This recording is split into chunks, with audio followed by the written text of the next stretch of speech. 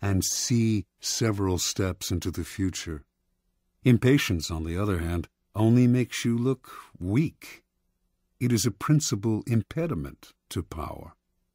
Power is essentially amoral, and one of the most important skills to acquire is the ability to see circumstances rather than good or evil. Power is a game. This cannot be repeated too often, and in games you do not judge your opponents by their intentions, but by the effect of their actions. You measure their strategy and their power by what you can see and feel. How often are someone's intentions made the issue only to cloud and deceive?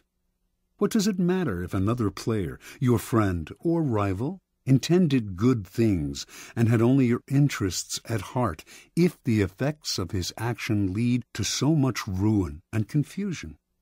It is only natural for people to cover up their actions with all kinds of justifications, always assuming that they have acted out of goodness.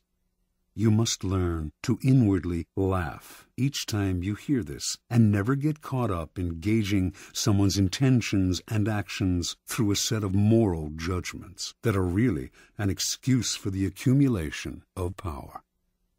It is a game. Your opponent sits opposite you. Both of you behave as gentlemen or ladies, observing the rules of the game and taking nothing personally. You play with a strategy, and you observe your opponent's moves with as much calmness as you can muster. In the end, you will appreciate the politeness of those you are playing with more than their good and sweet intentions. Train your eye to follow the results of their moves, the outward circumstances, and do not be distracted by anything else. Half of your mastery of power comes from what you do not do, what you do not allow yourself to get dragged into. For this skill, you must learn to judge all things by what they cost you. As Nietzsche wrote, the value of a thing sometimes lies not in what one attains with it, but in what one pays for it, what it costs us. Perhaps you will attain your goal, and a worthy goal at that, but at what price? Apply this standard to everything, including whether to collaborate with other people to come to their aid. In the end, life is short, opportunities are few, and you have only so much energy to draw on. And in this sense, time is as important a consideration as any other. Never waste valuable time or mental peace of mind on the affairs of others. That is too high a price to pay. Power is a social game.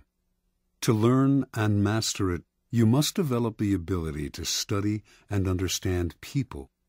As the great 17th century thinker and courtier Balthazar Gracian wrote, many people spend time studying the properties of animals or herbs. How much more important it would be to study those of people with whom we must live or die.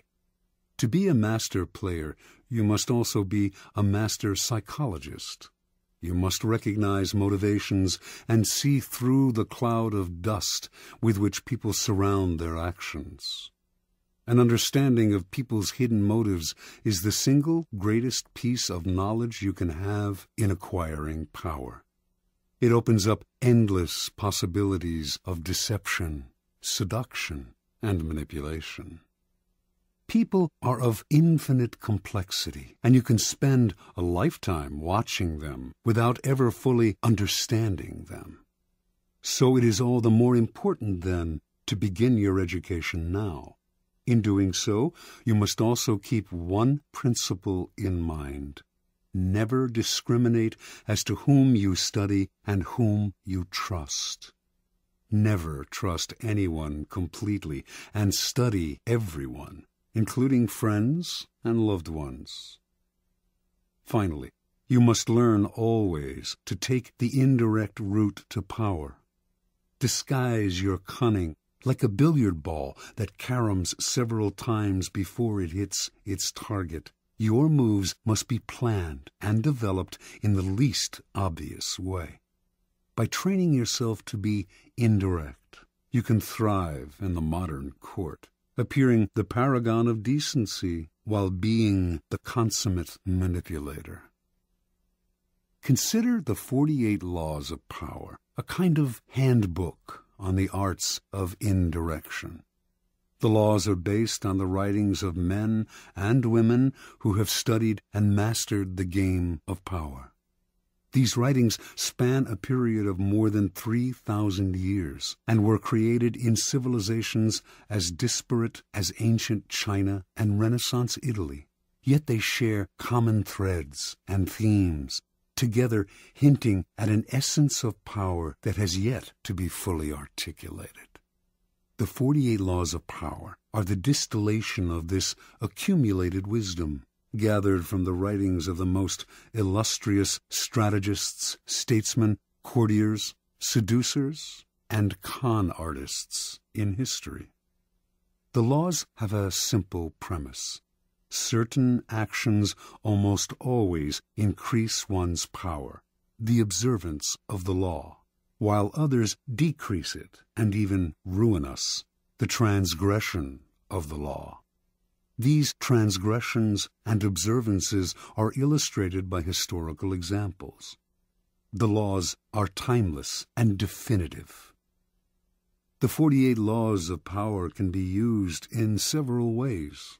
By listening to this program straight through, you can learn about power in general. Although several of the laws may seem not to pertain directly to your life, in time you will probably find that all of them have some application and that, in fact, they are interrelated. By getting an overview of the entire subject, you will best be able to evaluate your own past actions and gain a greater degree of control over your immediate affairs. The program can also be picked apart for entertainment, for an enjoyable ride through the foibles and great deeds of our predecessors in power.